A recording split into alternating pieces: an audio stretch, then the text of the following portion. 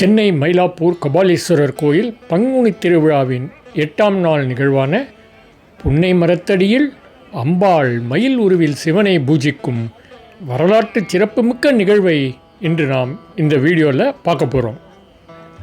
இது மயிலை கபாலீஸ்வரர் மற்றும் கற்பகாம்பாள் திருக்கல்யாண மகிமையை கூறுகிறது.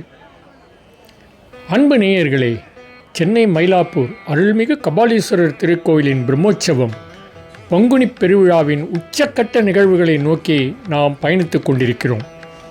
கபாலீஸ்வரர் வீதி உலா, 63 விழா என அனைத்தும் சிறப்பு என்றாலும் அனைவரின் மனதையும் உருக்கும் ஒரு அற்புதமான நிகழ்வு புன்னை மரத்தடியில் மயில் உருவில் சிவபூஜை.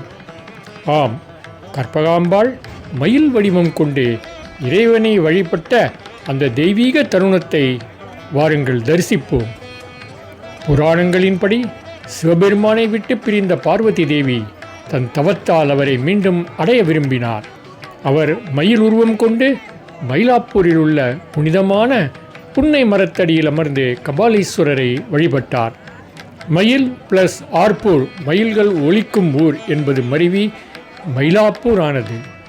கற்பகாம்பாள் கற்பகதரு மயில் வடிவில் வந்து வழிபட்டதால் இந்த தலம் மிகவும் சிறப்பு வாய்ந்தது. தற்பொழுது நாம் காணும் காட்சிகள் பங்குனி திருவிழாவின் 8ஆம் நாள் மாலையில் புன்னை மர வாகனத்தில் சிவபெருமான் எழுந்தருளியிருப்பது.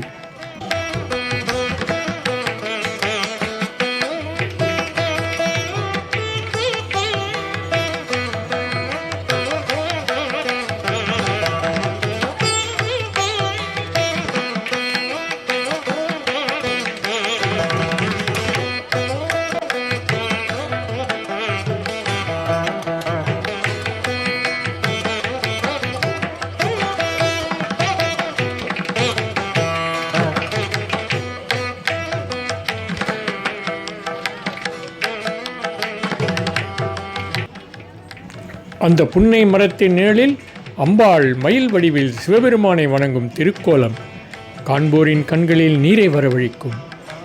மயில் தன் தோகையை விரித்து தன் தலைவன் சிவனை சரணடையும் அந்த பாவனை பக்தர்களின் மனதில் பக்தி வெள்ளத்தை பெருக்குகிறது.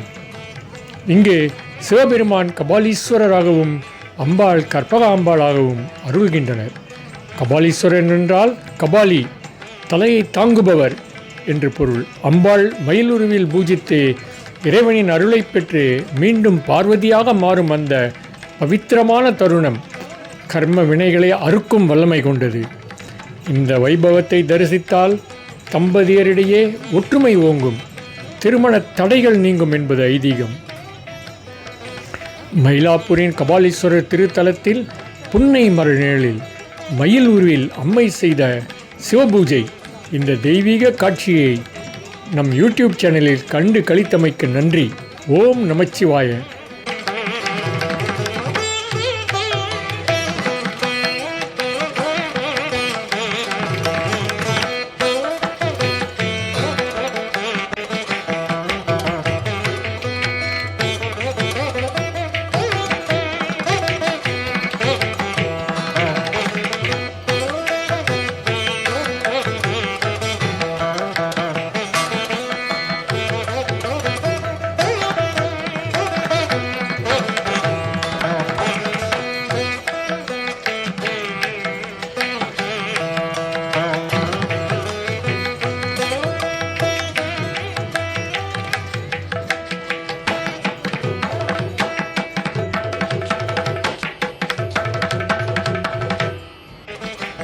கற்பகாம்பாள் சமேத கபாலீஸ்வரர் திருவருள் அனைவருக்கும் கிட்டட்டும். இந்த வீடியோவுடன் கபாலீஸ்வரர் கோயில் பங்குனி திருவிழா முடிவடைகிறது. நீங்கள் நம்ம சேனலில் இந்த வீடியோக்களை கண்டு ரசித்திருந்தால், பிடித்திருந்தால் மறக்காமல் நம்ம சேனலை சப்ஸ்கிரைப் பண்ணுங்கள். அப்படியே ஒரு பெல் பட்டனையும் டச் பண்ணிட்டீங்கன்னா இது போன்று நாங்கள் போடக்கூடிய வீடியோக்கள் பதிவேற்றம் செய்தவுடன் நோட்டிஃபிகேஷனாக உங்களை வந்து அடையும். நன்றி.